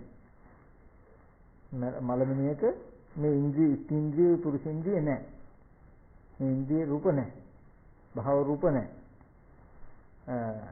බීජයේ යම් ආකාරයකට බීජයක් තියෙනවා නම් හිතෙව්වොත් පෘථිවි රසය ඒ බීජ ආකාරයට හැඩගැස්සෙනවනේ. දැන් අපි කියමුකෝ පොළොවක කොහොඹ ඇටයක් හිතෙව්වොත් ඒ කොහොඹ ඇටේ ඒ බීජ න්‍යායට අනුව ඒ කොහොඹ ගහේ කොළ අතු රහ හැදෙනෝ එකම පොළොව රසයේ උරාගෙන. අඹ ගහක් හිටෙව්වොත් ඒ බීජ හැටියට ඒ ගහේ හැටියට ඒ කොළ එතකොට අතු හැදෙන්නේ. කොළ වල අතු වල ගහේ රසවල වල ලොකු වෙනස්කම් තියෙන බීජ වල හැටියට. ඒ බීජේ හැටියට රූපේ හැදෙනවා. රූපේ උපකාර වෙනවා. නේද? රූපේ හැදෙනවා. මේ විදිහට හැදීමේ හැටියයි බීජෙට තියෙනවා. ඒ වගේ ඉත්ති භාව රූපේ නිසා භාව රූපේ කියන්නේ බීජයක් වගේ දකින්න. මේ රූපේ එක එක ආකාරයට කනබුන ආහාර නිසා රූපේ එක එක ආකාරයට හැදිලා තියෙනවා. භාව රූපේ අවලංගු වුණත් භාව රූපේ නිසා හැදුණු මාංශ රූපේ එහෙමම ඉතුරු වෙනවා. ඒක බලලා අපි ස්ත්‍රිය පුරුෂයා ඉන්නවා කියලා හිතන්නේ. නමුත් මේ රූපය මේ විදිහට පිහිටියේ හැදිලා තියෙන්නේ ඒ රූපය නිසායි. භව රූපය කියන එක හරියට අර ගහක් හැදෙන බීජය වගේ දකින්න. ඒ භව රූපය නිසායි මේ රූපේ නැමැති බීජය නිසායි භව රූපය නිසායි මහ භූත රූපේ කබලින්ක හරියුක්ත රූපේ මේ ආකාරවල හැඩවලට හැදිලා තියෙන්නේ. අපිට ඇහැට පේන්නේ තේරුම් ගන්න බෑ භව රූපේ බීජේ. ඒ බීජේ නිසයි මෙහෙම වෙලා තියෙන්නේ. නරුණු කෙනාගේ රූපේ ඒ බීජේ නැහැ. නමුත් ඒ බීජය නිසා උපන්නේ හැදුණු ඒ රූපේ තියෙන්නේ ඒක තියෙනවා. ස්ත්‍රී භව රූපේ මලමිනියක නැහැ. යම් ස්ත්‍රී භව රූපයක් තියෙනවා නම් ඒක බීජේ වගේ. ඒ බීජය නිසා හැදුණු මහ භූත රූපයන්ගේ පැහැසටහනයි මේ. අපි අද යම් ආහාරජ රූපයක් දිහා බලලා මේ ස්ත්‍රියයි මේ පුරුෂයයි කියලා කියනවා නම් ස්ත්‍රී ස්වභාවය හෝ පුරුෂ ස්වභාවය අපි සැබෑවටම දන්නේ නැහැ. ස්ත්‍රී භාවය හෝ පුරුෂ භාවය කියලා කියන්නේ මේ වෙනස්කමටයි. ඒ කියන්නේ මේ ඒ බීජය නිසා රූපය හැදෙන්නේ. දැන් අපි කියමු බලවත් කුසල කර්මයක් තිබුණොත් තග්ගල භව රූපේ වෙනස් වෙන්න පුළුවන්. පුරුෂ භව රූපයක් එන්න පුළුවන්, ස්ත්‍රී භව රූපය අතුරුදහන් වෙන්න පුළුවන්. තග්ගලම කනබුන ආහාරින් යුක්ත රූප කලාප ඒ විදිහට හැදෙනවා පටපට කාලේ. ඒතර කියන මේ ස්ත්‍රී පුරුෂයෙක් කියලා කියන්නේ. අකුසලයටත් එහෙමයි. ඊට පස්සේ බලවත් අකුසලයක් ඇවිල්ලා ලාමක කුසලයක් ඇවිල්ලා පුරුෂ ඉන්ද්‍රිය අතුරුදහන් වෙලා ස්ත්‍රී ඉන්ද්‍රිය පිහිටන්න පුළුවන්. පුරුෂ ඉන්ද්‍රිය අතුරුදහන් වෙන බලවත් අකුසලයකට ලාමක කුසලයකට ස්ත්‍රී ඉන්ද්‍රිය පිහිටනවා. ඉන්ද්‍රිය පිහිටපු ගමන් රූප කලාප වෙනස් වෙනටක් ගන්නවා. එතකොට මේ රූපය වෙනස් ආකාරයකට හැදෙනකොට කියනවා අපි ස්ත්‍රියක් කියලා. සෝරේ සුතුවරය අර මහකත්තෙන් මහරහතන් වහන්සේ ගැන.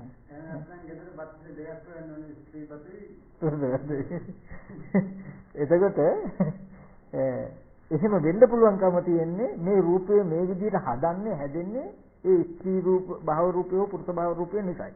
ස්ත්‍රී ඉන්ද්‍රිය පුරුෂ ඉන්ද්‍රිය නිසායි. එතකොට ඒක දුර රූප හැටියට කියන්නේ මේ භාව රූපය කියන එක. නැත්නම් ඉත්‍රි ඉන්ද්‍රිය පුරුෂ ඉන්ද්‍රිය කියන එක නුවණින් අවබෝධ කරගන්න ඕනේ බොහොම සූක්ෂම ධර්මයක්. ඒකයි දුර අනුබෝධය කියලා කියන්නේ. දැන් අපිට ගොඩාක් දුරට අපි ගොඩාක් දෙනෙක් හිතන්නේ පුරුෂයයි පණවන්න පුළුවන් නිමිති තියෙන නිසායි පුරුෂයයි ස්ත්‍රියයි පණවන්න පුළුවන් නිමිති තියෙන නිසායි ස්ත්‍රිය කියන තැනකින් අපි දකින්නේ.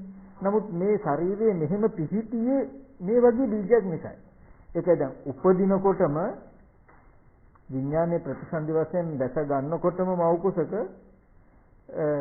කාය දසක වස්තු දසක භව දසක කියන තුන පිළිහිලා තියෙනවා.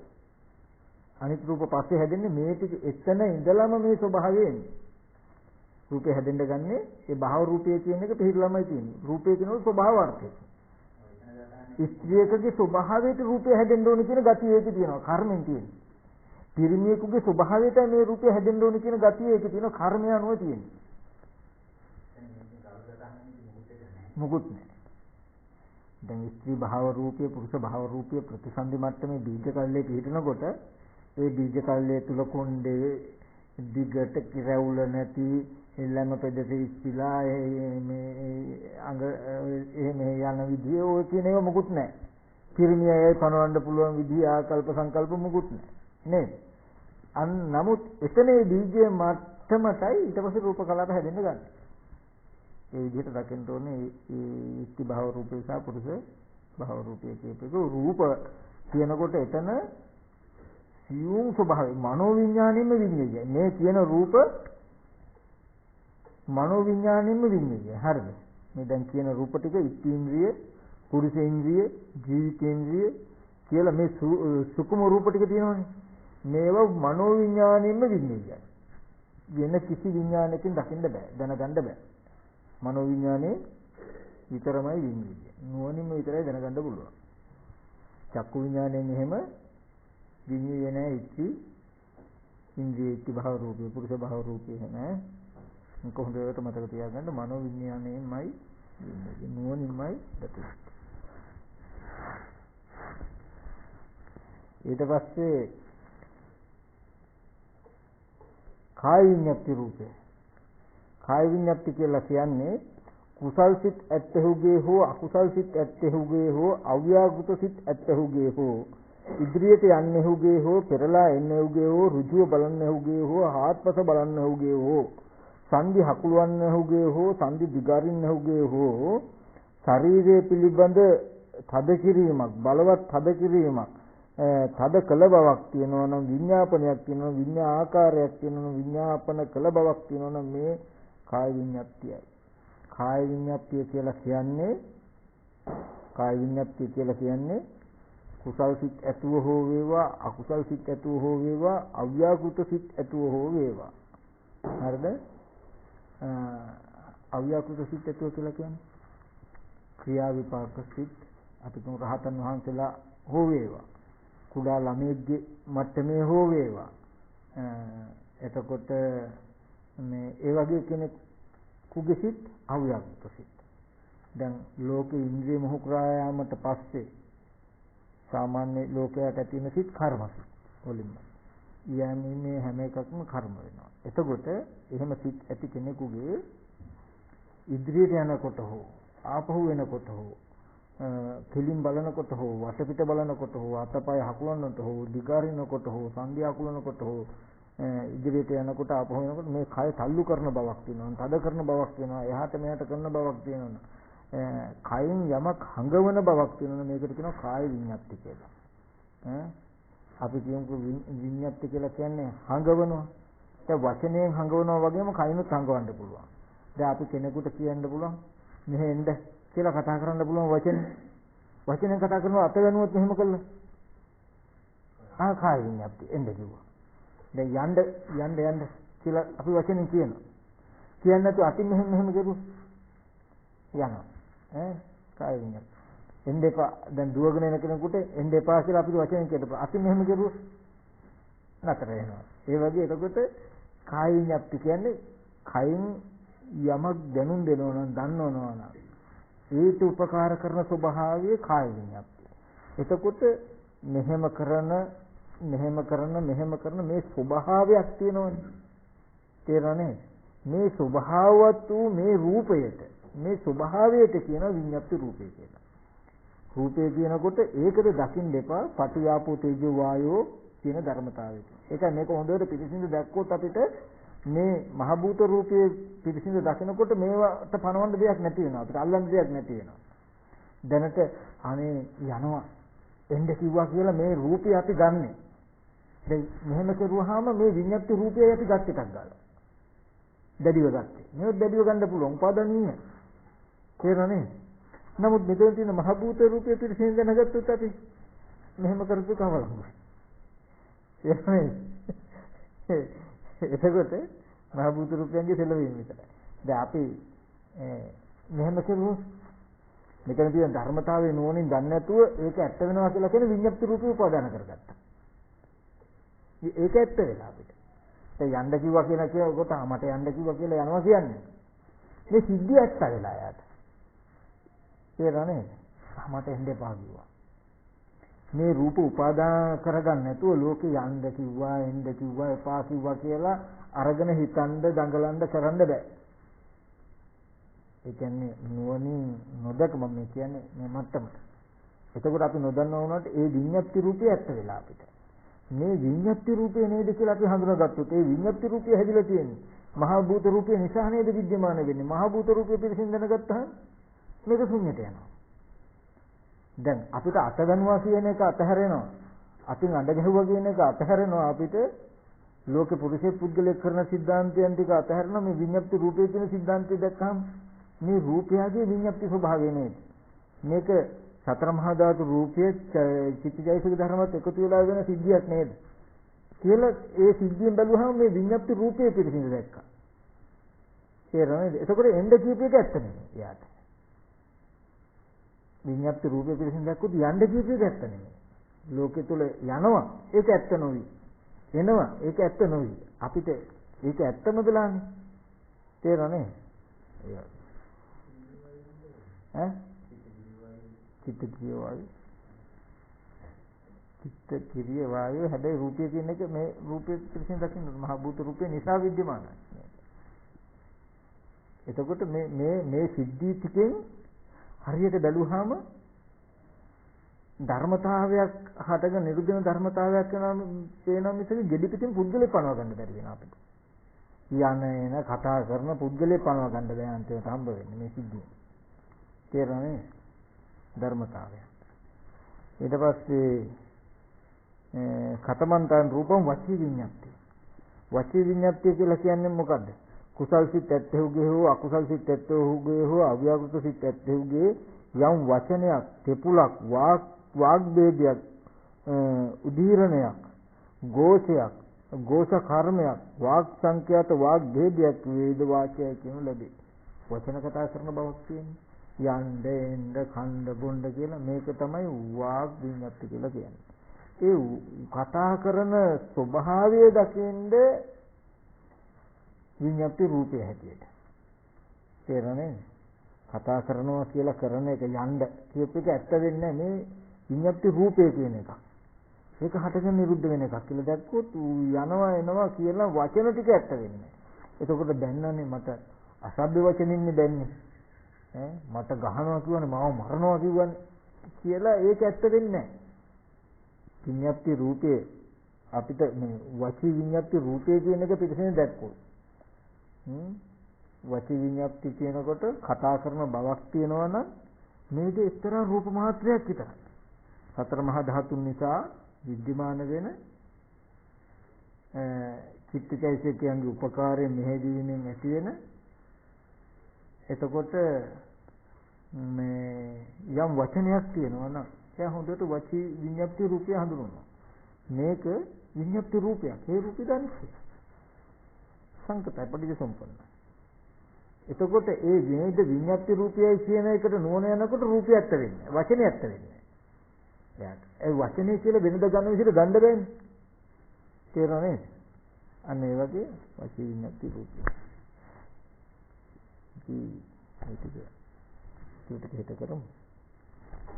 ඒකෙම මේ මහතුරුන් එක අද පොඩි කරුණු ටිකක් මතක් කරන්නම්.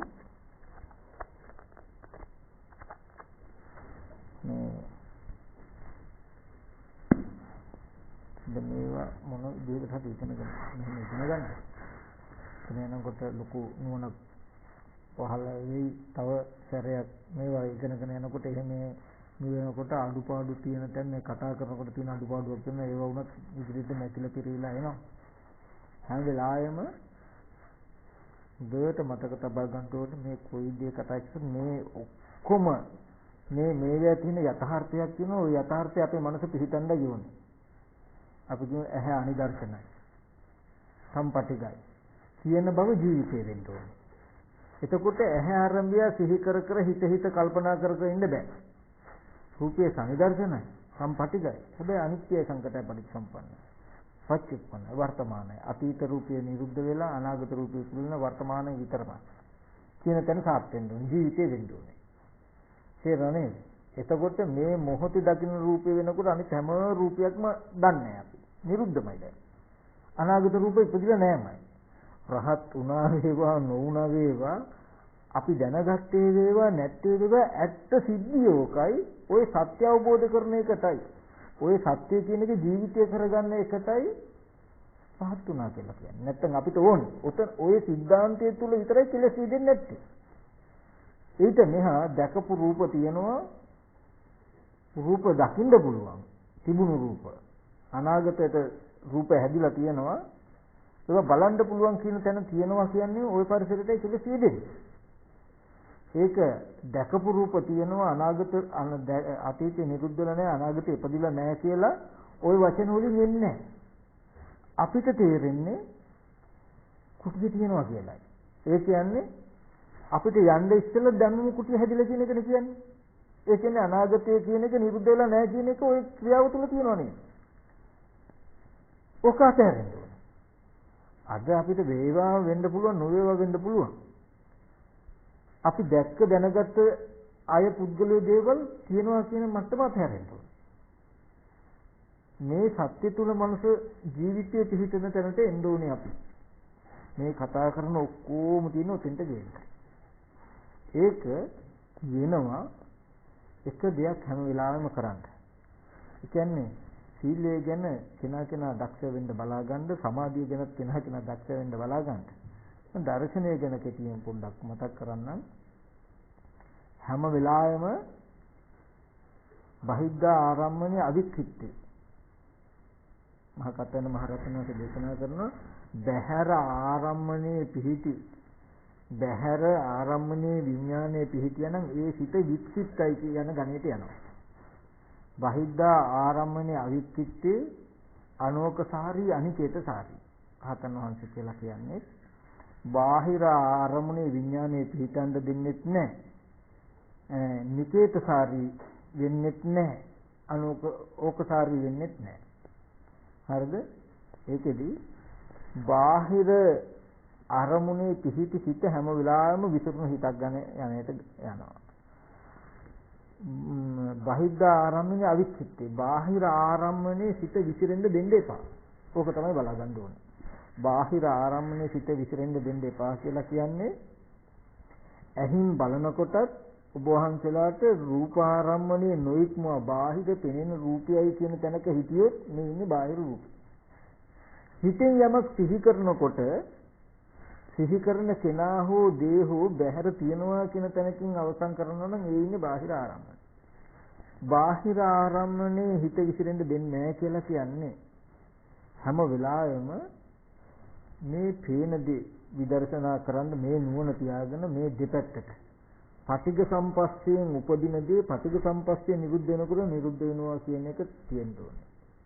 ඒ කියන්නේ ඇහැ රූප චක්කු විඥාන නිසා මෙහෙම සංඥාවක් පහළ වෙනවා නම් පහළ වෙනවා කියලා බලන්නෙම මේ පේන්නේ රූපයයි යන අදහසට යන්න තියෙන ඉඩ නැති වෙන්නයි.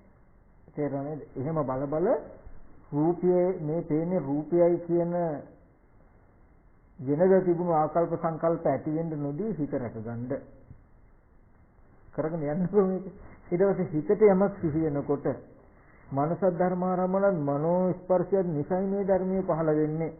ස්පර්ශය නැති වෙනකොට නැති වෙනවා කියලා බැහැරට යන එක වළක්ව ගන්න. තේරෙනවද?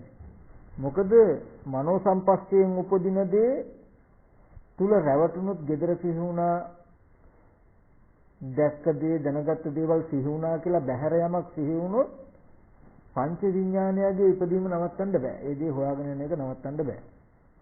දකින්න වෙලාවේදී ස්පර්ශය නිසා මේ පේන්නේ රූපේ කියන එක රැවටුනොත් ඒකේ තියෙන ආදීනව වෙන මොකුත් නෙමෙයි.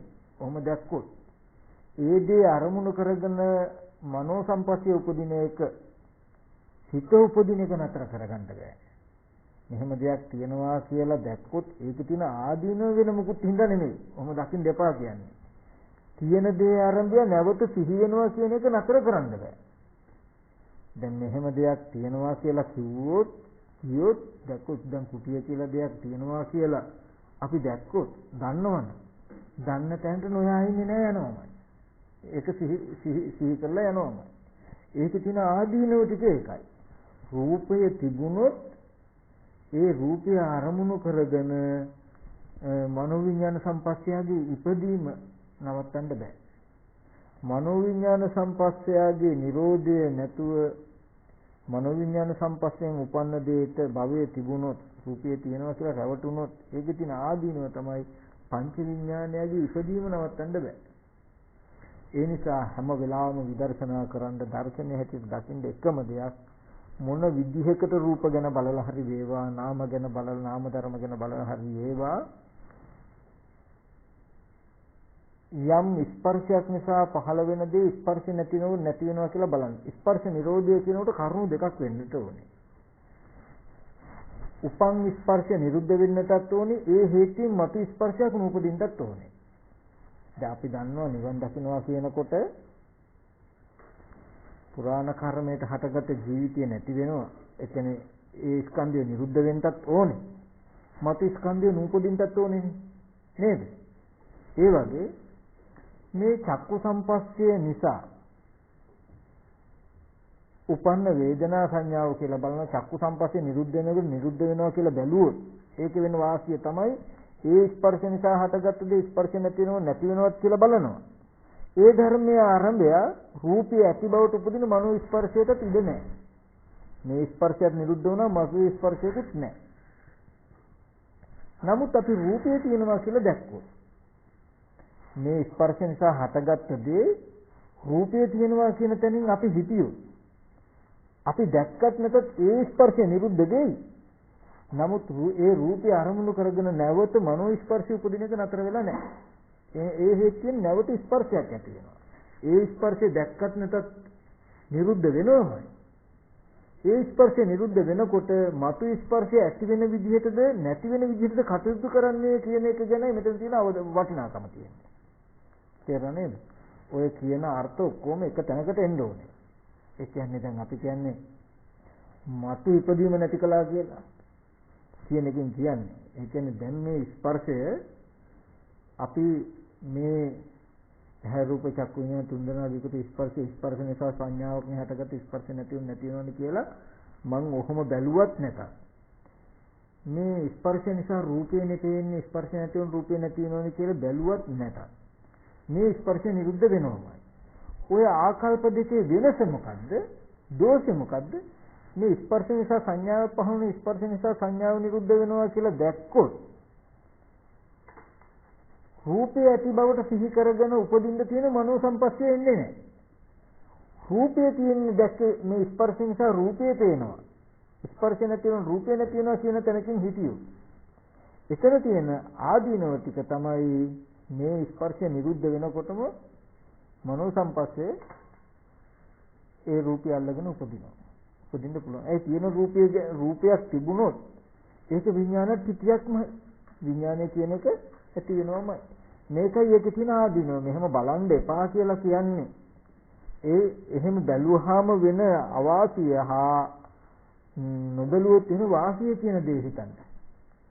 කවදාවත් මේ ස්පර්ශ නිරෝධයක් කරන්න හම්බෙන්නේ ස්පර්ශ නිරෝධය කියලා කියන්නේ වෙන මොකුත් නෙමෙයි. වර්තමාන ස්පර්ශ නිරුද්ධ වෙන්නත් ඕනේ මතු ස්පර්ශය නූපදින්නත් ඕනේ. ඒ විදිහට බලනවා නම් මේකට කියනවා සලආයතන නිරෝධ ස්පර්ශ නිරෝධයට බලනවා කියලා. වර්තමානයේ ස්පර්ශ නිරෝධයට බැලුවත්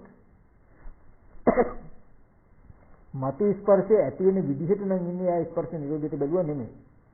ඇහැ රූප චක්කු විඤ්ඤාණ තුන් දෙනාගේ එකතු ස්පර්ශ නිසා මේ රූපය පේනවා, ස්පර්ශ නැති වෙන රූපේ නැති වෙනවා කියලා බැලුවා. ඒ රූපේ නැති වුණත් රූපේ දැකපු වෙලාවේ තිබුණු රූපය හෝ සිහි කරගෙන හිත උපදින්න පුළුවන් බව එන්නේ. අපි කියන්නේ සීතකරණේ අරනකොට ලයිට් එක පත් වුණා, වහනකොට නිවුණා. අරින්න පෙර නිවිලා තිබුණා, අරනකොටම පත් වුණා, ගහුවට පස්සේ නිවිලා තියෙනවා කියලා දැනගෙන හිටියත් දැකපු එක සිහි කරන්න බැයිද? සිහි කරනකොටත් එහෙම අරිනකොට හෝ පත් වෙන ආලෝකයක් තියෙනවා නම් සීතකරණේ. අහිත දොර හරි අරිනවා ගිහලානේ. තේරෙනවද මේ කීපේ? ඒ වගේ ඇහැ රූප චක්කු විඤ්ඤාණ තුන් දෙනා ගැටුණු නිසාමයි රූපේ පේන්නේ. ගැටලා තියෙනකන් තියෙනවා. හේතු ටික නැති වෙනකොට රූපේ නැති වෙනවා කියලා දැනගත්තා. එහෙම හේතු ටික නිසා හෝ ගැටිලා බහැර තියෙන රූපයක් නම් හම්බ වුණේ. තණ්හාව යෙදුණු අවස්ථාවට හේතු ටික ගන්නවගෙන හරි හදාගෙන හරි මට රූපේ බලන්න පුළුවන්. සිනතනක යන්නේ නැද්ද? යනවා. අනිත්‍ය තමයි. නමුත් අනිත්‍ය වුණත් බලන්න පුළුවන් රූපේ. සිනතනකින් තණ්හාව යෙදෙනවා. නමුත් රූපය කියන එක අතීත වර්තමාන අනාගත කියන තුන් කාලෙම අතහැරෙන්න ඕනේ. එහෙම අතහැරුණොත් තමයි විඥාණයට දැසගන්න ඉඩ නැහැ. රූපේ විඥාන පිටියක් නෙමෙයි. එතකොට අතීත අනාගත වර්තමාන රූපය අතහැරුණා කියලා කියන්නේ ආධ්‍යාත්මික බාහිර රූපයත් අතහැරිලා. ඕදාරික සුකුම රූපයත් අතහැරලා. හීන ප්‍රණිත රූපයත් අතහැරලා. දුර ළඟ රූපයත් අතහැරිලා. ඒකයි බුදුරජාණන් වහන්සේ දේශනා කළේ අතීත අනාගත වර්තමාන ආධ්‍යාත්මික බාහිර හීන ප්‍රණීත දුර ඖදාරික සුකුම හීන ප්‍රණීත දුර ළඟ හැම රූපයක්ම සබ්බන් රූපං මේතමම නේසු හමස්මි මිනිසු අත්තාති ඒව මේත යථාභූතං සම්මපඤ්ඤය දත්තබ්බ මම හෝ නෙමෙයි මගේ නෙමෙයි මගේ ආත්මය නෙමෙයි කියලා නුවණින් දත යුතුයි. මම මගේ කියලා කියන්නේ වෙන මොකුත් නෙමෙයි මෙහෙම රූපය ඇති බව පිළිගන්නා බවම හම් වෙන බවම අල්ලා ගන්න බවම තමන් යයි ගත්ත. ඒ අජ්ජෝසායතිත්‍ත්‍ති බැසගෙන පවතින රූපය කියලා පිළිගන්න බවම රූපය පිළිගත්තා. රූපය පිළිගන්න බවම ඒ රූපය පිළිගත්තා. රූපය අසුරු කෙරුවා වෙනවා. රූපය පිළිගන්නේ නෑ යා. රූපය කියන එක පිළිගන්නේ නැති වෙනවා. බැහැර කරනවා. පිටිසින දසන දවස රූපයෙන් මිදෙනවා. ඒ නිසා කෙටිම දේ තමයි යම්ම ස්පර්ශයක් බලනවා නම් ස්පර්ශ නිරෝධයට බැලුවා කියලා කියන්නේ ඒ ස්පර්ශ නිරුද්ධ වෙන්නත් ඕනේ. ඒ ස්පර්ශ නිරෝධයට බලපු හේතුවෙම මත ස්පර්ශයක් නොවෙන්නත් බලනවා. අපි කියමු මනෝ සම්පස්සය නිසා gedara කියලා මතක් වෙනකොට මේ මනෝ සම්පස්සය නිසානේ හටගත්තේ මනෝ සම්පස්සය නැති වෙනවත් කියලා බලනවා. බලපු එකෙන්ම බහැර gedara කියලා එක බලන්න යන්න තියෙන හේතුවද නැති වෙලා තියෙනවා. නමුත් මනෝ සම්පස්සේ අනිත්‍ය දකින්න බැරි වුණා. අපි කියමුකෝ gedara කියලා සිහි වෙනකොට මනෝ සම්පස්සේ අනිත්‍ය දකින්න බැරි වුණොත් බහැර තියෙන gedara සිහි වුණේ කියලා දැක්කොත් මෙතන අනිත්‍ය දකින්නෙත් නෑ.